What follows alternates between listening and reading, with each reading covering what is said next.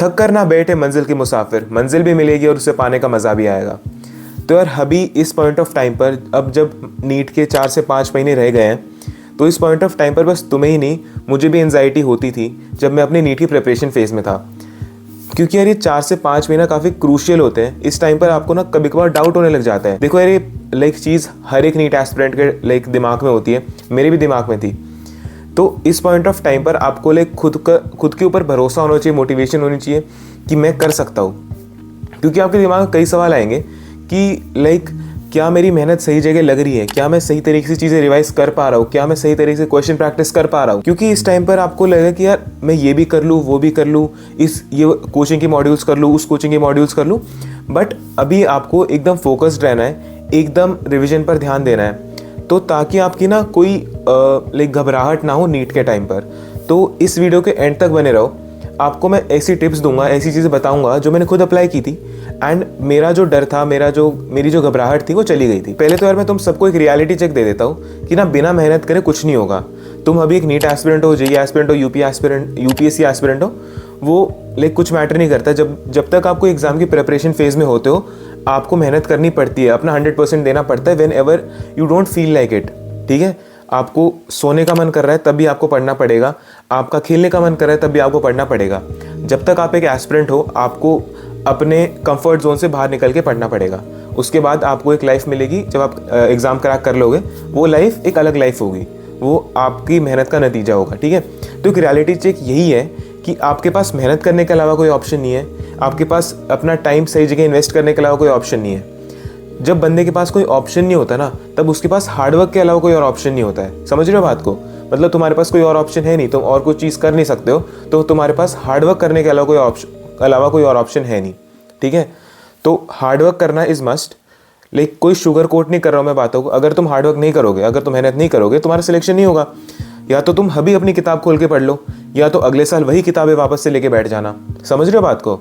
जब तक तुम एक बार मेहनत नहीं करोगे, मेहनत बंदे को लाइफ में करनी पड़ती है, एक बार करे, 2 बार करे, बट एक बार तो मिनिमम करनी ही पड़ेगी कोई एग्जाम क्रैक करने के लिए। अब ये मैटर नहीं करता तुमने सिलेबस कितना कंप्लीट कर रखा है, अब ये मैटर करता है जो वीडियो देखने आए लोग जिनका सिलेबस थोड़ा बहुत कंप्लीट है, उनको मेहनत करने की विल पावर तो है, वो मेहनत कर लेंगे, बस उनको गाइडेंस की कमी पड़ रही है, जो इस वीडियो में मैं अच्छी तरह देने वाला हूँ। ठीक है, तो यही है यार कि तुम्हारा सिलेबस कितना कंप्लीट है वो मैटर नहीं करता, ये मैटर करता है कि तुमने एटलीस्ट स्टार्ट तो किया है। ठीक है, तो as a road map I will tell you कि कैसे क्या चीज़ें करनी है। तो एक चीज़ आपको समझनी है कि इस टाइम पर इट इज़ वेरी इंपॉर्टेंट कि आप अपना रिविजन एकदम टॉप नॉच पर रखो, अपने क्वेश्चन प्रैक्टिस टॉप नॉच पर रखो, एंड पीवाई की प्रैक्टिस भी अच्छी तरह करो। इसमें इस 4 से 5 महीने में तुम्हें प्लान करना है कि तुम अपना सिलेबस कैसे कंप्लीट करोगे, तुम रिवीजन कैसे करोगे, तुम मॉक टेस्ट किस टाइम पर दोगे, किस ड्यूरेशन के अंदर दोगे। ठीक है, वो तुम्हें डिसाइड करना है। अभी अपनी स्लीप साइकिल भी अभी डिसाइड करके रखनी है। तो वील स्टार्ट कि तुम सिलेबस कब कंप्लीट करोगे। तो देखो यार, मेरी मान के चलो अभी 4 से 5 महीने एंड अज्यूमिंग कि तुमने 30 से 40% सिलेबस कंप्लीट कर लिया है, तो यार एक सेफ साइड पे रखने के लिए ना हम ट्राई करेंगे कि 5 अप्रैल तक अपना सिलेबस कंप्लीट हो जाए। ठीक है, 5 अप्रैल तक अगर अपना सिलेबस कंप्लीट हो गया तो it is well and good. अपने पास 1 महीना रहेगा प्रॉपर कि हम आराम से मॉक टेस्ट देके अपने स्कोर इम्प्रूव कर लें। ठीक है, तो अभी तुम्हें क्या करना है, जो लोग अभी वीडियो देख रहे हैं, या तो वीडियो को पॉज करके या वीडियो देखने के बाद एक पेन एंड पेपर ले लो अभी, और उसमें जो सारे चैप्टर्स है ना जो नीट में आएंगे उन्हें लिख डालो। देखो यार, अभी काफ़ी चैप्टर्स लिखने के लिए होंगे, पता है मुझे, बट वो एक टाइम की मेहनत है, उसके बाद तुम्हें प्लानिंग काफ़ी आसान हो जाएगी। तो चैप्टर्स तुमने लिख लिए, अब तुम्हें क्या करना है कि जो चैप्टर्स तुमने एक बार कर रखे हैं, तुमने पढ़ रखे हो, क्वेश्चन प्रैक्टिस करो कि जैसे भी तुमने एक बार कंप्लीट कर रखे हैं, उन्हें मार्क कर दो, हाईलाइटर से मार्क कर दो, या एक गोला लगा दो, या स्टार लगा दो, कैसे भी मार्क कर दो कि तुम्हें डिफरेंशिएट हो जाए कि तुमने वो चैप्टर एक बार कर रखे हैं। हो सकता है तुम्हें याद हो या ना हो, बट एटलीस्ट तुमने एक बार वो चैप्टर कंप्लीट कर रखे हैं। ठीक है, अब बात करते हैं जो मार्क नहीं हुए, मतलब जो चैप्टर्स तुमने नहीं कर रखे हैं। अब तुम्हें उनके लिए एक टू डू लिस्ट बनानी पड़ेगी।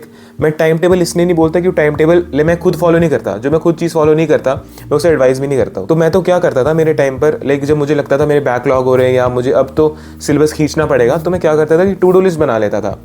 अब टू डू लिस्ट तुम्हारी तभी बन पाएगी ना कि जब तुम्हें पता होगा कि मेरा क्या सिलेबस बचा हुआ है, क्या मेरी चीज़ें बची हुई हैं, तो तुम्हें बनाना पड़ेगा।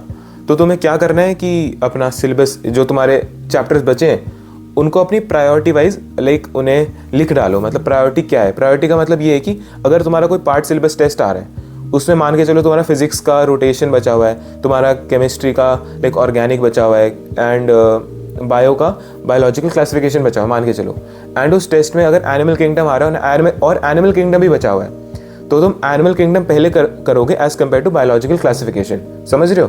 ताकि तुम्हारी टेस्ट की भी तैयारी हो जाए, टेस्ट में भी अच्छे स्कोर आ जाए, ताकि तुम्हें मोटिवेशन मिले और पढ़ने की। तो ट्राई करो कि जो चैप्टर अभी टेस्ट में आ रहे हैं उन्हें साथ साथ कंप्लीट करने का ट्राई करो, ताकि तुम्हें बाद में एक्स्ट्रा टाइम इन्वेस्ट ना करना पड़े। ठीक है, तो टेस्ट में अच्छे नंबर लाओ, मोटिवेट होकर और चैप्टर्स करो, प्रायोरिटी वाइज अपनी चैप्टर लिस्ट लाइक बैठा लो।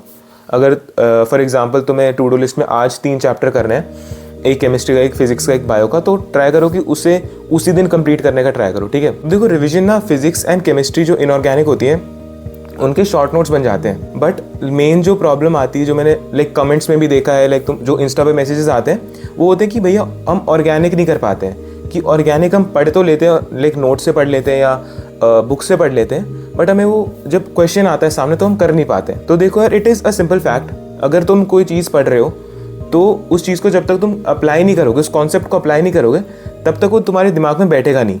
तो तुम्हें क्या करना है कि पहले तो कॉन्सेप्ट पढ़ना है, अपने कॉन्सेप्ट बनाओ, उसके बाद क्वेश्चन प्रैक्टिस करो। तो यार अब क्वेश्चन आएगा कि क्वेश्चन प्रैक्टिस हम करें कहाँ से? तो यार क्वेश्चन प्रैक्टिस में तुम्हारी मदद करेगा मेमोनीट ऐप, जहाँ तुम्हें सिर्फ chapter wise NCERT based questions ही नहीं बल्कि topic wise NCERT based questions भी मिलेंगे। जो तुम्हारा टॉपिक वीक है या जिसके तुम क्वेश्चंस प्रैक्टिस करना चाहते हो, वो क्वेश्चंस तुम मेमोनीट ऐप से प्रैक्टिस कर सकते हो। एंड इसी क्वेश्चन प्रैक्टिस से तुम अपने ऑर्गेनिक केमिस्ट्री के टॉपिक्स को, अपने कॉन्सेप्ट्स को अच्छी तरह क्रिस्टल क्लियर कर सकते हो एंड रिविजन भी कर सकते हो। यही नहीं, तुम्हें इसमें notes and fun AKA NPCM भी मिलेगा फॉर फिजिक्स एंड केमिस्ट्री, जो तुम्हारी स्टडीज एंड रिविजन को फ्रूटफुल एंड एक्साइटिंग बना देगा। The best part is that they are providing free resource of the app, you can check out the app by yourself, and अगर तुम्हें अच्छा लगे तो तुम परचेज भी कर सकते हो। इसके 3 सब्सक्रिप्शन प्लान्स हैं, elite for 3299, advance for 2899 and basic for 1650। And additional discount के लिए मेरा कूपन कोड सौरभ 300 लगाना मत भूलना। And remember one thing, there are many resources but the ultimate choice and decision is yours, so be wise. अब तुमने question practice कर लिए, शॉर्ट नोट्स बना लिए, अब इसका मतलब ये नहीं कि हमारा आगे का गेम खत्म हो गया, अभी तो गेम शुरू हुआ है ना। अभी अपने को मॉक टेस्ट लगाने हैं, मॉक टेस्ट नहीं लगाओगे तो तब तक तुम्हारा सिलेक्शन हो ही नहीं सकता। मॉक टेस्ट लाइक लास्ट के 1 महीने में तो हर रोज़ लगाने हैं, एंड इस 4 से 5 महीने वाले टाइम में ना ट्राई करो कि जो भी पार्ट सिलेबस लाइक टेस्ट हो रहे तुम्हारी कोचिंग में उन्हें पूरा करो, उन्हें कोई टेस्ट स्किप मत करो। क्योंकि यार मैं एक पर्सनल बात बताता हूँ, मेरे काफ़ी दोस्त थे मेरी कोचिंग में जो टेस्ट स्किप कर देते थे। क्यों? क्योंकि वो सोचते थे हमने लाइक इसका अच्छी तरह रिवीजन नहीं हुआ या हमने पढ़ाई अच्छी तरह नहीं की। ये तुम रिलेट भी कर पा रहे होंगे, क्योंकि मैं भी लाइक शुरू में रिलेट करता था इससे कि पढ़ाई नहीं हुई या रिवीजन अच्छी तरह नहीं हुआ, कोई ना अगले टेस्ट में अच्छा कर लेंगे। वो अगला टेस्ट आता ही नहीं है, वो अगला टेस्ट सीधा आता है नीट का टेस्ट, और उसमें लोग रह जाते हैं। तो मॉक टेस्ट रेगुलरली दो, उन्हें एनालाइज करना सीखो। लाइक अगर तुम बोलोगे तो मैं मॉक टेस्ट एनालिसिस पर एक और वीडियो बना दूंगा, वैसे मैंने बनाई हुई है, तो तुम उसे चेकआउट कर सकते हो मॉक टेस्ट एनालिसिस पर। क्योंकि मॉक टेस्ट एनालिसिस सबसे इंपॉर्टेंट चीज़ है।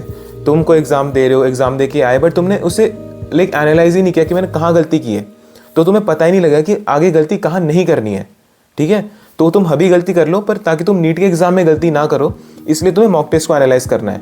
मॉक टेस्ट काफ़ी कुछ बताएगा कि तुमने कहाँ कौन सा टॉपिक तुम्हें अच्छी तरह नहीं आता, तुमने कौन सी सिली मिस्टेक की जो तुम नीट के एग्जाम में करने के लिए प्रोन हो। ठीक है, एंड ताकि तुम नीट के एग्जाम में ना करो, उस सिली मिस्टेक को तुम अभी सुधार लो थ्रू मॉक टेस्ट। ठीक है, उस सिली मिस्टेक को ट्राई करो ना हो हर मॉक टेस्ट में, बस एक में हो गई तो अगले में नहीं हुई, ऐसा। ठीक है, उन कॉन्सेप्ट को अच्छी तरह बनाओ जो तुमने नहीं पढ़े या तुम नहीं पढ़ पाए या तुम्हारे गलत हो गए। ठीक है, तो तुम ऐसे मॉक टेस्ट को एनालाइज कर सकते हो। एक अलग से मिस्टेक कॉपी बना लो उसकी, लाइक 30-40 पेज की लाइक हो जाएगी, इतना काफ़ी रहेगा।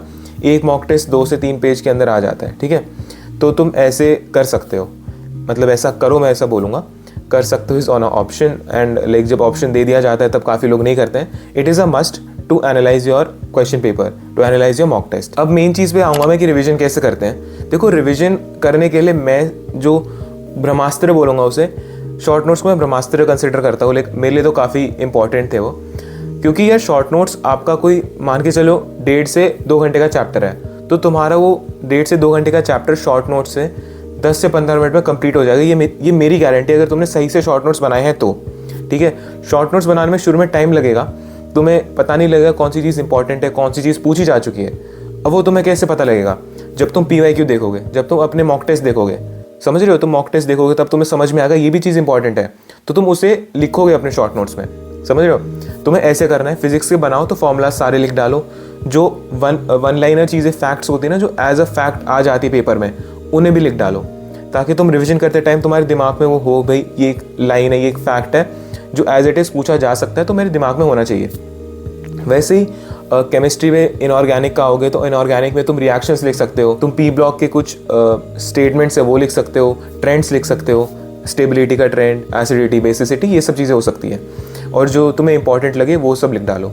बायो के मैं पर्सनली मैं रिकमेंड नहीं करता, क्योंकि बायो की पूरी एनसीईआरटी इंपॉर्टेंट है। पूरी एनसीईआरटी छापने बैठोगे तो यार पूरा दिन ही लग जाना है। तो ऐसा करो कि बायो की एनसीईआरटी जब पढ़ो तब अंडरलाइन करते जाओ चीज़ों को। अब ये नहीं कि पूरी बुक ही रंगनी है, ऐसा नहीं करना है। अपने को क्या करना है कि अपने को सिर्फ इंपॉर्टेंट चीज़ें हाईलाइट करनी है, ताकि हम जब अपनी एनसीईआरटी खोलें, हमारी एनसीईआरटी में क्या होना चाहिए कि पूरा हमारा चैप्टर हाईलाइटेड वर्ड्स में पुस सिमट के रह जाए। ठीक है, बस तुमने हाईलाइटेड वर्ड्स पढ़े जो तुमने हाईलाइट किए थे, और तुम्हारा पूरा चैप्टर की समरी तुम्हें पता लगे कि हाँ ये इस चैप्टर में ये चीज़ इंपॉर्टेंट है। सारे न्यूमेरिकल डेटा को हाईलाइट कर लो, जो चीज़ पूछी जा चुकी है, पूछी जा सकती है। ऐसे तुम बायो को कर सकते हो। ऑर्गेनिक का सीन तो मैंने तुम्हें बता दिया, क्वेश्चन प्रैक्टिस तुम कैसे कर सकते हो, कहाँ से कर सकते हो, एंड उसके शॉर्ट नोट्स कैसे बना सकते हो रिविजन के लिए, कि तुम वो कर लो, रिएक्शन लिखो, उसका नाम लिख दो, क्या उसके इंटरमीडिएट्स है, क्या प्रोडक्ट्स है, क्या रिएक्टेंट्स थे, वो सब लिख डालो। इससे तुम्हारी ऑर्गेनिक काफ़ी सिंप्लीफाई हो जाएगी पूरी, लाइक नीट का सिलेबस ही काफ़ी सिंप्लीफाई हो जाएगा। तो ऐसे रिवीजन या शॉर्ट नोट्स बनाने के तरीके को फॉलो करोगे ना, तो तुम्हारी लाइफ काफ़ी ईजी हो जाएगी। जो बंदा 2 घंटे में चैप्टर को याद कर रहा है, रिवाइज कर रहा है टेस्ट से एक दिन पहले, क्योंकि टेस्ट से एक दिन पहले स्ट्रेस बहुत होता है, तो तुम्हारे पास जितने ज़्यादा चैप्टर होंगे तुम्हारा स्ट्रेस उतना ही ज़्यादा होगा। तुम्हारे पास शॉर्ट नोट्स होंगे, तुम 10 चैप्टर मेरे हिसाब से मैक्स टू मैक्स 1 घंटे में रिवाइज कर सकते हो। ओके, कंसिडरिंग फिजिक्स या केमिस्ट्री जो भी है। ओके, ऐसे तुम शॉर्ट नोट्स बना सकते हो, एंड ऐसे तुम उसे अप्लाई कर सकते हो। तुम्हारे टेस्ट के स्कोर्स खुद इंप्रूव होंगे, तुम्हारे टेस्ट के स्कोर्स खुद बोलेंगे कि हाँ मेरे लिए शॉर्ट नोट्स ठीक काम कर रहे हैं। देखो मैंने जो भी बताया ना, मैं उसके भी समरी दे देता हूँ।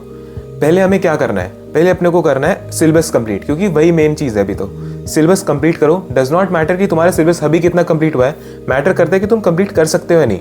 एंड आई बिलीव कि तुम कंप्लीट कर सकते हो विद एडिक्वेट अमाउंट ऑफ मेहनत।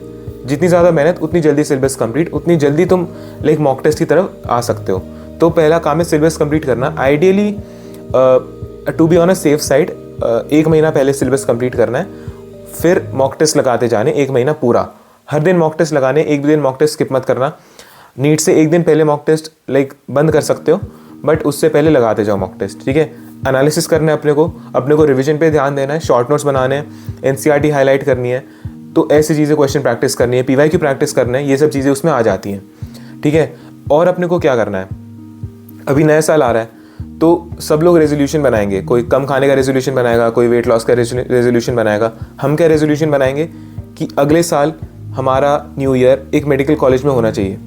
इस रेजोल्यूशन को दिमाग में लेके चलना। इस पूरे साल तुम्हारे पास 4 से 5 महीने हैं, इसको अपने दिमाग में लेके चलना, इसको भूलना मत। ठीक है, ताकि हम अपना नया साल अगले साल एक मेडिकल कॉलेज में मना सकें। और हाँ, अगर तुम्हें वीडियो चाहिए कि इस टाइम पर बायो, फिजिक्स, केमिस्ट्री कैसे एंड लाइक कितने टाइम में कंप्लीट करें एंड कैसे कैसे कंप्लीट करें, अगर उसकी वीडियो चाहिए तो तुम कमेंट बॉक्स में लिख दो, मैं बनाने की कोशिश करूँगा। एंड अगर कोई और क्वेरी है तो मुझे इंस्टाग्राम पर मैसेज कर सकते हो, ये मेरी इंस्टा आईडी है, या तो तुम कमेंट बॉक्स में लिख दो, मैं रिप्लाई कर दूंगा। So keep hustling and keep studying. Good bye.